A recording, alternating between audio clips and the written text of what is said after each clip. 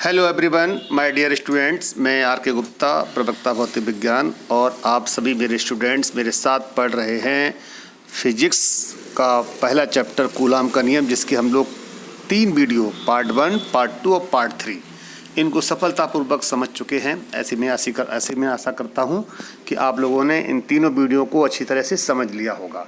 और इन वीडियो में हमने आपको बताया था, तीनों वीडियो के अंदर कूलाम का नियम क्या है, उसकी शर्तें क्या हैं और उनके वैद्युत बल रेखाएँ क्या हैं, वैद्युत क्षेत्र की तीव्रता किसे कहते हैं, और इसके विभिन्न न्यूमेरिकल पॉइंट्स दिए थे।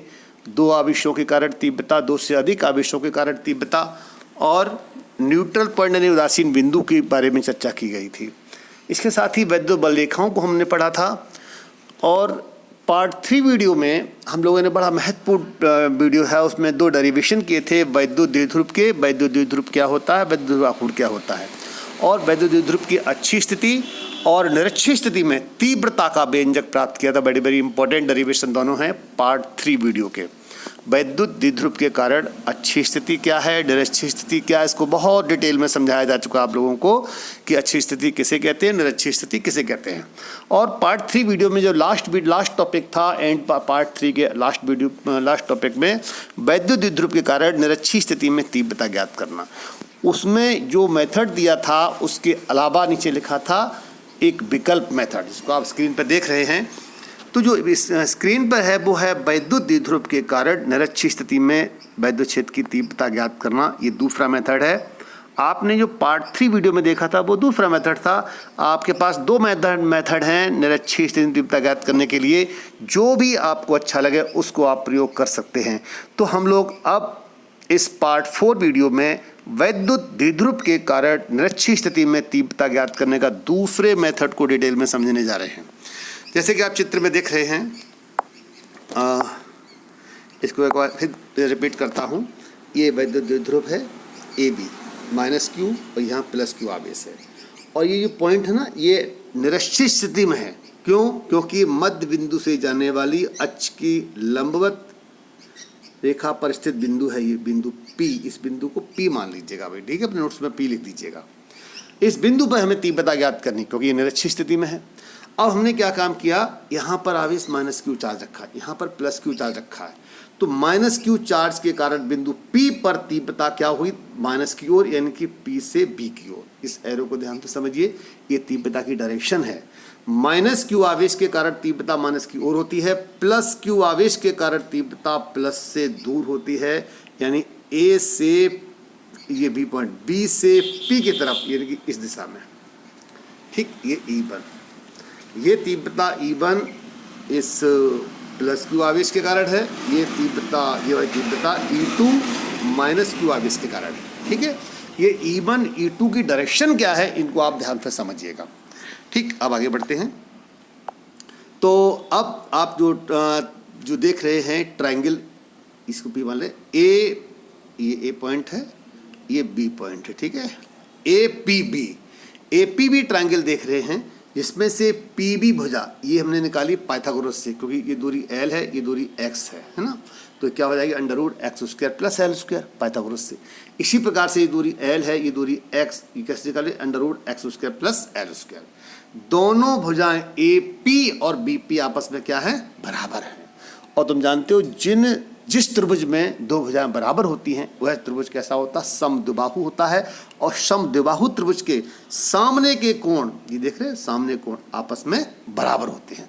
हमने यहाँ पर इस कोण को थीटा मान लिया है, तो ये कोण भी क्या हो जाएगा, ऑटोमेटिक थीटा हो जाएगा, ठीक है। इनको आपको समझना होगा। आगे बढ़ते हैं। तो अब हम आगे बढ़ें। अब दूसरा पॉइंट क्या समझना, हमने ये देख लिया, ये थीटा है, ये थीटा है, क्योंकि दोनों भुजा बराबर हैं, दोनों कोण बराबर होंगे। अब आप देखें ये E1, ये थीटा है, तो ये कोण भी क्या है, थीटा, क्योंकि ये संगत कोण है। संगत कोण क्या होता है बच्चों, जैसे मैंने कहा एक रेखा खींच दी और ये कोण थीटा है, तो ये जितनी भी रेखाएं, ये समांतर रेखा होंगी ना, ये सब के सब कोण क्या होंगे, बराबर। इनको कहते हैं संगत कोण, ठीक है। ये संगत कोण सब बराबर होंगे। तो उसी आधार पर ये जो आप E1 देख रहे हैं, और ये कोण कितना है, थीटा। इसी प्रकार से आप देखो, ये Z बन गया, और जेड जहाँ बन जाता है वहाँ एकांतर कोण होते हैं। ये कोण हमने थीटा माना था तो ऑटोमेटिक ये कोण भी कितना हो गया, थीटा हो गया। ये दोनों कोण थीटा कैसे हुए ये आपको अपने आप से पूछना होगा और आप उसको जवाब दोगे। ये जो थीटा कोण संगत कोण और एकांतर कोण की वजह से हमको प्राप्त हुए हैं। देखिए बच्चों, अब बड़ा महत्वपूर्ण टॉपिक, ये हमें क्या करना है, इस बिंदु P पर परिणामी तीव्रता ज्ञात करनी है। और ध्यान रहे अगर किसी बिंदु पर दो वेक्टर है तो उनका परिणामी वेक्टर मेथड से ही ज्ञात कर सकते हैं। अब हमने कहा भाई तीव्रता E1, ठीक है, ये E1 तीव्रता है, ये कोण थीटा, इसके कंपोनेंट करिए। कंपोनेंट के बारे में आपको बताया गया 11वीं क्लास में बताया था वेक्टर वाले चैप्टर में, जिधर कोण बनेगा उधर का कंपोनेंट क्या होगा, कॉस, इसे बोलेंगे E1 कॉस थीटा, ठीक है। और इसके परपेंडिकुलर घटक क्या होगा, E1 साइन थीटा, ठीक। E1 के हमने दोनों घटक निकाल लिए, दोनों घटक E1 sine theta, E1 cos theta. उसी प्रकार से अब क्या है, E2 इसे घटक करने हैं, ये कोण थीटा है ये वाला कोण, तो इधर घटक क्या होगा, E2 कॉस थीटा, और ये घटक हो जाए E2 साइन थीटा। इस प्रकार से हमने E1 और E2 दोनों के घटक ज्ञात कर लिए हैं। दोनों घटक, एक E1 कॉस, दोनों घटक निकाल लिए हैं, E1 sine theta, E1 cos theta, और दूसरे के E2 cos theta, E2 sine theta. अब हम लोग आगे चर्चा करते हैं। अब चूंकि हम लोगों को समझना है, आप डिटेल में समझिए। माना द्विध्रुव एक ऐसे माध्यम में रखा जिसका परावर्तनांक कितना है, k है। द्विध्रुव से निरक्षीय स्थिति में x दूरी पर कोई बिंदु P है, यहाँ P लिखा हुआ, चित्र में नहीं लिखा था, जहाँ तीव्रता हमको ज्ञात करनी है। प्लस Q आवेश के कारण बिंदु P पर तीव्रता E1 बराबर 1/4 पाई एप्सिलॉन नॉट के Q बटे x square plus L square, under हट गया, स्क्वायर होता है ना। डायरेक्शन क्या है, P दिशा में, यानी B से P दिशा में, प्लस से दूर। दूसरा आवेश है माइनस क्यू आवेश के कारण तीव्रता कितनी है, ऊपर देखते हैं, यहाँ पर E2 बराबर 1/4 पाई एप्सिलॉन नॉट Q बटे x square plus L square, A से P दिशा में। अब यहाँ पर गौर करने वाली बात यह है, E1 और E2 देख रहे हैं, E1 और दूसरा क्या है, दूसरा है E2, दोनों बराबर है, ठीक है। अब E1 E2 दोनों बराबर हैं, हम लोग समझ चुके हैं। अब देखिए साहब, E1 साइन थीटा और E2 साइन थीटा, दोनों तीव्रताएं बराबर और विपरीत हैं बिंदु P पर। बिंदु P पर बराबर और विपरीत होने की वजह से ये दोनों आपस में एक दूसरे को निरस्त कर देंगे। अब बिंदु P पर बचा केवल E1 cos थीटा और E2 cos थीटा, चूंकि दोनों एक दिशा में हैं तो ये दोनों क्या हो जाएंगे, जुड़ जाएंगी, ठीक। अतः बिंदु P पर परिणामी तीव्रता क्या होगी, E1 cos theta plus E2 cos theta. चूंकि हम पहले समझ चुके हैं दोनों बराबर हैं तो इसको लिख सकते हैं 2E1 cos थीटा। अभी डेरिवेशन में कुछ नहीं रहा है, मान रख दीजिए यहाँ से 2E1 की वैल्यू ये रही, और cos थीटा यहाँ से आधार बटे कर्ण, L बटे under root x square plus L square, ये cos थीटा की वैल्यू है, मान रख दिया। तो आप देख रहे हैं तो इसमें निकल करके क्या आ रहा है, यहाँ पर देखें ऊपर बन गया है 2QL, और 2QL बराबर किसके होता है, P के। तो 1/4 पाई एप्सिलॉन ऊपर P बटे, अब इसको हम लोग पहले समझ चुके हैं, ये x square plus L square एक ब्रैकेट में है, इनटू में है under root x square plus L square, इसे हम लिख सकते हैं x square plus L square की पावर 1/2। यहाँ पावर एक और आधा क्या हो जाएगा, 1.5, यानी कि 3/2। इसलिए इन दोनों का जो मल्टीप्लिकेशन होगा वो होगा x square plus L square की पावर 3/2, जैसे कि हम चित्र में देख रहे हैं यहाँ पर हो चुका है। अब L क्या है, बहुत छोटी लंबाई है, L is very very less than x, तो L square is very very very very less than x square. इस कंडीशन में L स्क्वायर को हटना होगा, जैसे ही L स्क्वायर हटेगा तो अंदर क्या बचेगा, केवल x स्क्वायर, है ना। उसकी होल पावर कितनी है, 3/2, तो 2 फिर 2 कट गया, तो यहाँ पे क्या बचा, x की पावर 3। ऐसे ये x की पावर 3 आया, समझ गए, इतना समझना होगा। अब हमने एक कंडीशन दिया है, यदि द्विध्रुव निर्वात में रखा हो, सिंपल, अगर द्विध्रुव निर्वात में रखा तो बस k का मान कितना कर देना है, 1, क्योंकि निर्वात के k का मान कितना होता है, 1 होता है। इन दिस कंडीशन डेरिवेशन प्राप्त हो चुका है 1/4 पाई एप्सिलॉन पी बटे एक्स की पावर 3, जरा साफ साफ लिख लेना, एक्स पावर 3 पी बटे एक्स की पावर कितना 3, ठीक है यहाँ पर, ठीक है। तो इस प्रकार से आप लोगों समझ लिया, तीव्रता निकाल ली। अब इसकी दिशा के बारे में चर्चा करनी है। दिशा किधर है, चित्र में देखिए, चित्र में आते हैं, देखो भाई परिणाम भी तीव्रता इधर है, दिशा इसकी क्या हुई, द्विध्रुव का अक्षीय, अक्ष के समांतर, ये अक्ष के समांतर है, प्लस क्यू से माइनस क्यू की ओर एरो उधर लगा है, तो निरक्षीय स्थिति बता क्या हुई, अक्ष के समांतर प्लस क्यू से माइनस क्यू की ओर, ठीक है बच्चों। तो मैं ऐसा करता हूँ, आप लोग समझ चुके होंगे। तो अब हम लोग आगे बढ़ते हैं। आगे बढ़ने से पहले हम लोग चर्चा करते हैं, हम लोगों ने पूरा पढ़ लिया है अक्षीय में तीव्रता और निरक्षीय में तीव्रता, आखिर इन दोनों में रिलेशन क्या है, ठीक है। और थोड़ा सा टॉपिक और रह गया है, अक्षीय और निरक्षीय में तीव्रता में हम लोग पढ़ लिया है कि अक्षीय में तीव्रता, अक्षीय की बात करें हैं तो हो जाएगा 1/4 पाई एप्सिलॉन 2 पी बटे आर क्यू, और निरक्षीय में क्या होगा 1/4 पाई एप्सिलॉन पी बटे आर क्यू। अगर आर है तो एक्स लिखना पड़ेगा। इस प्रकार से अच्छी स्थिति में तीव्रता निरक्षीय स्थिति तीव्रता से कितनी गुनी होती है, 2 गुनी होती है, ये इनमें रिलेशन है। अगर निरक्षीय स्थिति में तीव्रता किसी बिंदु पर 4 है और उसी बिंदु पर उसी दूरी पर अच्छी स्थिति में क्या हो जाएगी, 2 दूनी 4, ठीक है, गुणा कर सकते हैं।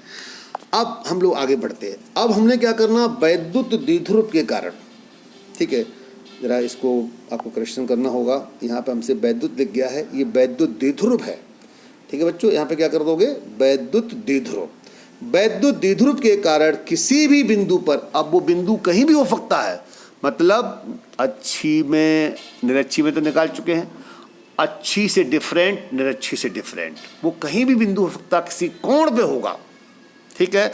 अच्छी निरक्षित स्थिति जो है ना वो निश्चित थी, और इसके अलावा बिंदु क्या अनिश्चित होगा, वो अच्छी और निरक्षी के अलावा किसी भी पॉइंट पर है, किसी एंगल पर है, वहाँ हमको तीव्रता ज्ञात करनी है बच्चों।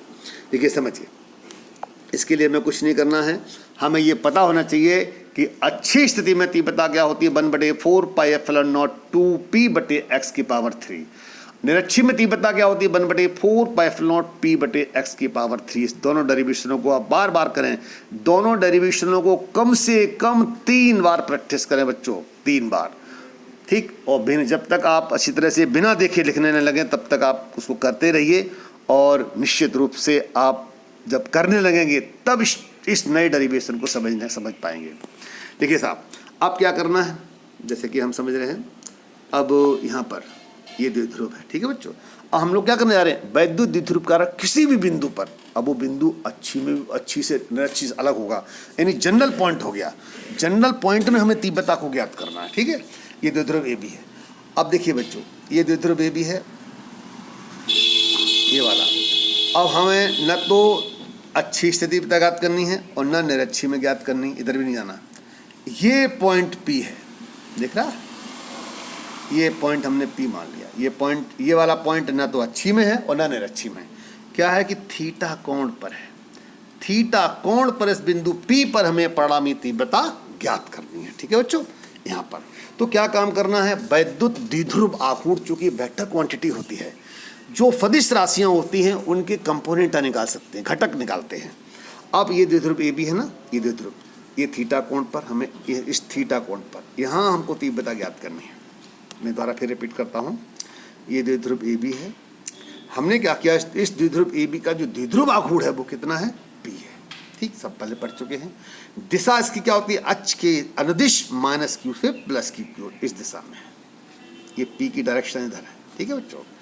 अब क्या करिए, 2 काम करने हैं बच्चों, एक तो हमें इस पॉइंट पर तीव्रता ज्ञात करनी है, तो इस द्विध्रुव का इस दिशा में कंपोनेंट, चूंकि कोण थीटा है, इधर तो कितना था, पी था, ये थीटा कोण पर इसका कंपोनेंट क्या हो जाएगा, पी कॉस थीटा, जैसे यहाँ लिखा हुआ है पी कॉस थीटा।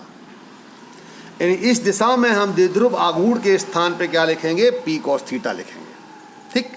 अब दूसरी बात, अब इसी का इसका लंबवत, ये परपेंडिकुलर, 2 घटक होते हैं, दोनों घटक परस्पर कैसे होते हैं, लंबवत। ये घटक P cos थीटा, तो ये घटक क्या होगा, ये वाला P sin थीटा। इसका मतलब हुआ हमने द्विध्रुव आघूर्ण घटक कर लिए। इस द्विध्रुव में ये था, इसका एक कंपोनेंट P cos थीटा, ये घटक P sin थीटा। कहने का मतलब ये हो गया, जब हम इस द्विध्रुव को लेंगे तो P के स्थान पर लिखा जाएगा P cos थीटा, जब हम इसको लेंगे तो हम लिखेंगे P के स्थान पर P sin थीटा। ठीक, और हमें कुछ नहीं करना है। अब जरा गौर से समझना, अगर हम इसकी बात करें तो इस द्विध्रुव की बात करें तो इसके कारण ये बिंदु P किस स्थिति में बच्चों, अच्छी स्थिति में, क्योंकि इसकी दिशा में है ना। इस द्विध्रुव की बात करें, P cos थीटा की बात करें तो इसके कारण ये बिंदु P हो जाएगा अच्छी स्थिति में। ठीक, इसकी तीव्रता ज्ञात करनी है। दूसरा इस द्विध्रुव की बात करें, इसका नाम है P sin थीटा। इसके कारण ये बिंदु P कहाँ, ये वाला बिंदु P कहाँ होगा, निरक्षीय स्थिति में होगा। तो बस 2 पॉइंट सिंपल से हैं। इसके कारण अच्छी स्थिति में, अच्छी में तीव्रता क्या होगी, 1/4 पाई एप्सिलॉन 2P, P के स्थान पर क्या, P cos theta, 2P cos theta बटे x की पावर 3, इसके कारण। और इसके कारण क्या होगा, ये निरक्षीय स्थिति में है, इसके कारण 1/4 pi epsilon P sin theta बटे x की पावर 3, जैसा मैं अभी डिटेल में समझाने जा रहा हूँ। देखिए बच्चों, घटक P cos थीटा, घटक का मतलब है, हमने इसकी बात कर रहा हूँ, सॉरी इसकी बात कर रहा हूँ यहाँ पर, ये रहा घटक P cos थीटा। घटक P cos थीटा द्रव्य कारण बिंदु P पर तीव्रता E1 बराबर 1/4 pi epsilon 2P cos theta बटे x पावर q। बस कुछ नहीं किया, P के स्थान पे क्या, P cos थीटा, क्या बस सिंपल। दिशा क्या होगी, जब अच्छी स्थिति में क्या होती है, अक्ष के अनुदिश माइनस Q फिर प्लस Q, इसकी दिशा किधर होगी, इधर। ठीक है, ये E1 हो गया बेटा, E1। ओके, अब बिंदु P पर हमने तीव्रता E1 ज्ञात कर ली। अब क्या करना, अब इसके कारण ज्ञात करनी। फिर समझिए, ये रहा, ये क्या है, P sin थीटा, इसको लिख सकते हैं P sin थीटा, से P को लिखा P cos थीटा, यहाँ P sin थीटा।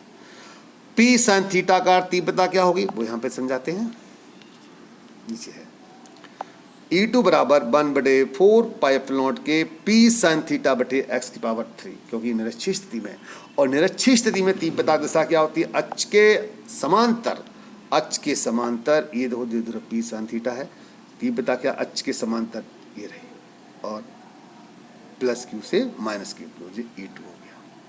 हमने E2 भी निकाल लिया और E1 भी निकाल लिया। ठीक है बेटा, अब हमें परिणाम ही ज्ञात करना, सिंपल। इनके बीच का कोण कितना, 90 डिग्री। जब दो वेक्टरों के बीच कोण 90 डिग्री का होता है तो परिणामी तीव्रता होती है √E1² plus E2² plus 2E1 E2 cos theta, जैसे आप चित्र में समझ रहे हैं।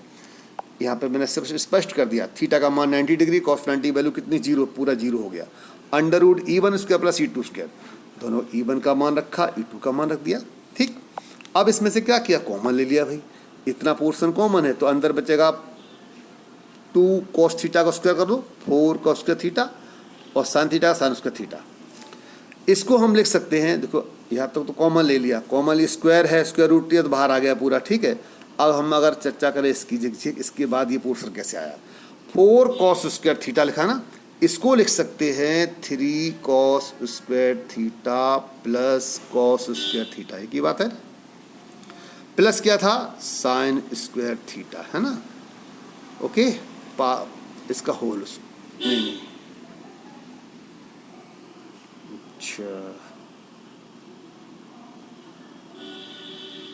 अच्छा यहाँ पर, हाँ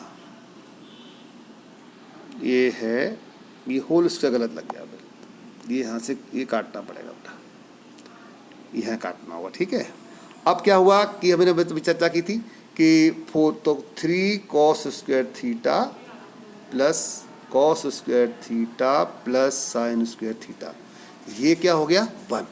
ठीक, तो ये कितना हुआ, 3 cos स्क्वायर थीटा प्लस 1, और ये क्या चढ़ा हुआ है, अंडर रूट लगा हुआ, पहले से लगा हुआ है। ये स्क्वायर हटा देना बेटा, मैं फिर रिपीट कर रहा हूँ, ये स्क्वायर गलत लग गया है, इसे हटा दीजिए। अब परिणामी तीव्रता हमारी कितनी निकल कर गई, इतनी।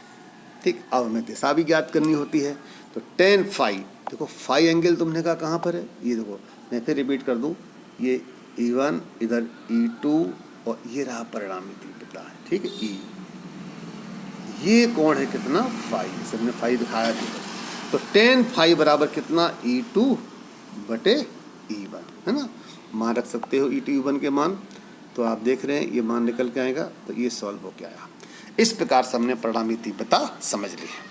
अब इस चैप्टर का लास्ट डेरिवेशन है, तो हमने मोस्ट इम्पोर्टेंट लिखा है एक समान वैद्युत क्षेत्र में रखे वैद्युत द्विध्रुव पर लगने वाले बल युग्म के आघूर्ण का व्यंजक। ठीक है, अब सबसे पहले हमें सीखना ये है कि आखिर ये बल युग्म क्या होता है। बल युग्म किसे कहते हैं?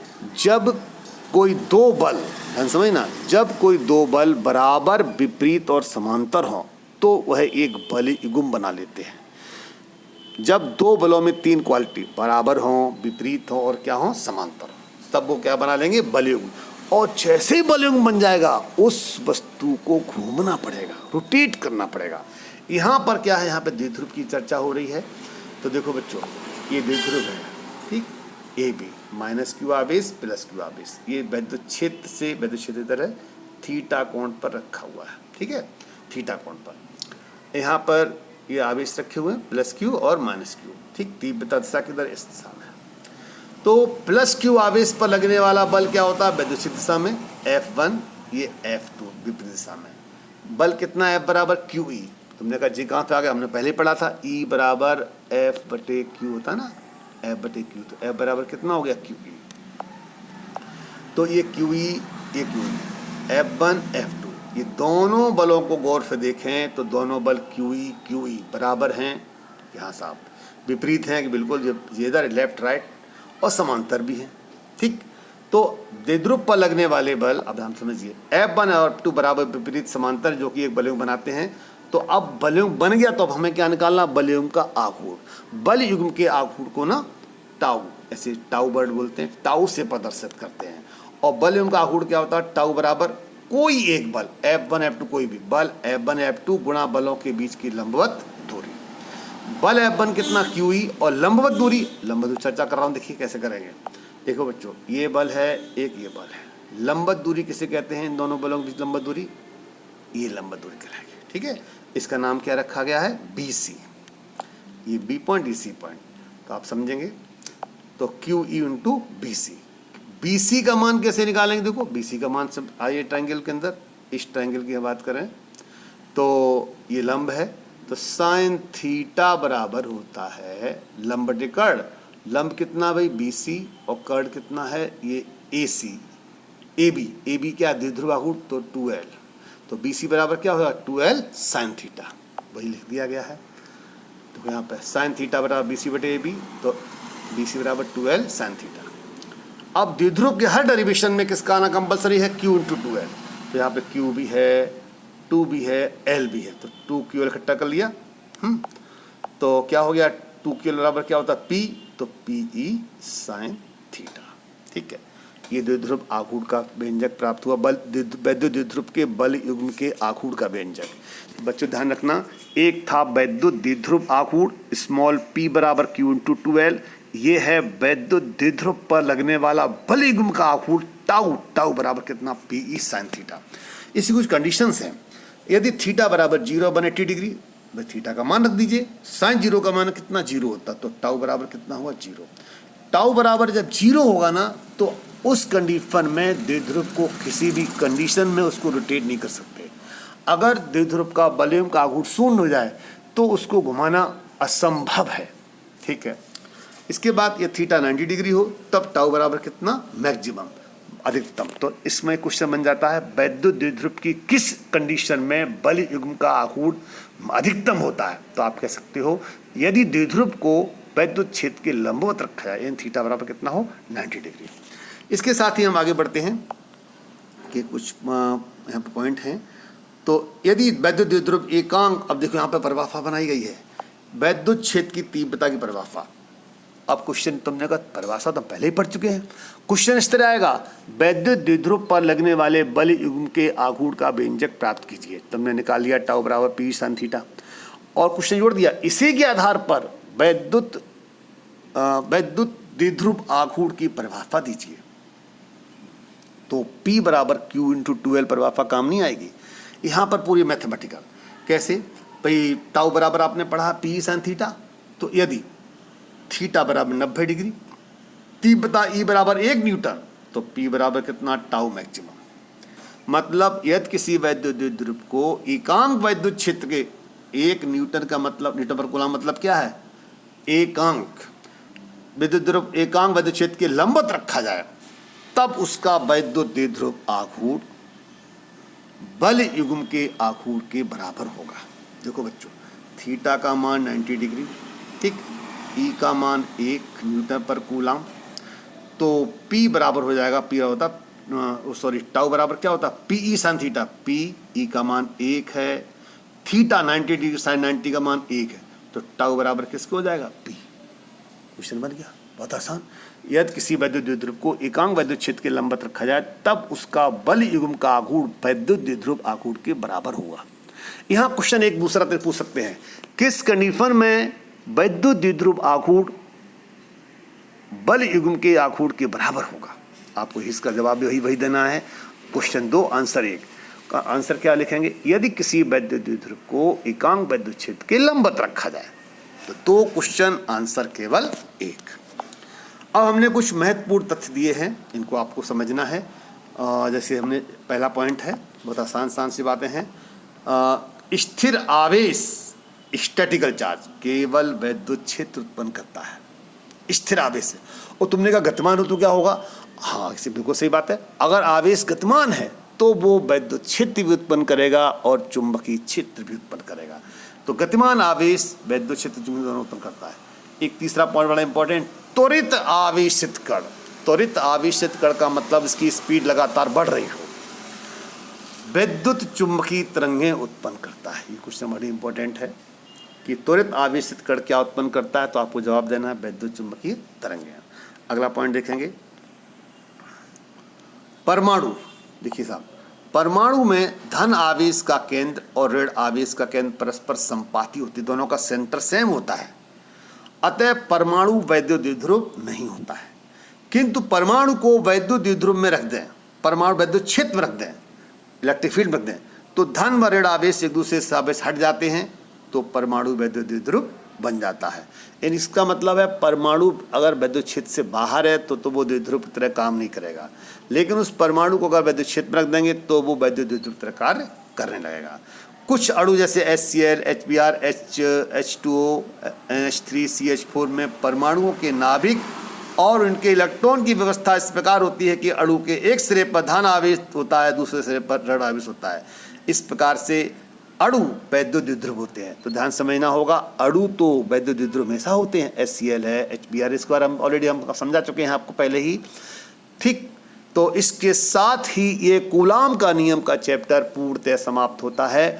तो बच्चों इसको बड़ा ध्यान से समझिएगा। इस चैप्टर में हमने 3 डेरिवेशनों को अध्ययन किया है, वैद्युत द्विध्रुव के कारण अच्छी में तीव्रता, निरक्षी में तीव्रता और एक किसी बिंदु पर तीव्रता, चौथा एक और वैद्युत द्विध्रुव के कारण बल युग्म के आघूर्ण का व्यंजक।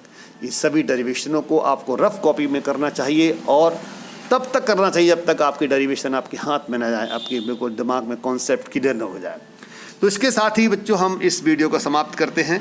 तो इस वीडियो में हमने सारी बातें सीख ली हैं। तो अब इस 4 वीडियो के साथ ही कूलाम का नियम की थ्योरेटिकल पार्ट पूरा समाप्त होता है। इसके बाद हम लोग इस चैप्टर की एक्सरसाइज करेंगे, जिसमें वस्तुनिष्ठ प्रश्न होंगे और अतिलघु उत्तरीय प्रश्न की PDF फाइल भेजी जाएगी। इनको आपको हल करना है और हल करेंगे और जो प्रॉब्लम्स आएंगी ग्रुप पे शेयर करेंगे, व्हाट्सएप ग्रुप पे अपने शेयर करेंगे, जिसमें हम आपकी प्रॉब्लम्स को दूर करेंगे, सॉल्यूशन भेजेंगे। उसके बाद हम लोग आएंगे अपने अगले नेक्स्ट स्टेज पर, न्यूमेरिकल स्टेज पर, ठीक है। तो उसमें न्यूमेरिकल में क्या होगा, एक एग्जाम्पल्स होंगे और अंक प्रश्नों की हम PDF फाइल भेजेंगे, उसके आपको प्रॉब्लम सॉल्व करने का प्रयास करना है, ठीक। तो उसके साथ सॉल्यूशन देंगे। इसी के साथ हम इस वीडियो को समाप्त करते हैं। बहुत बहुत धन्यवाद। पढ़ते रहिए और आगे बढ़ते रहिए।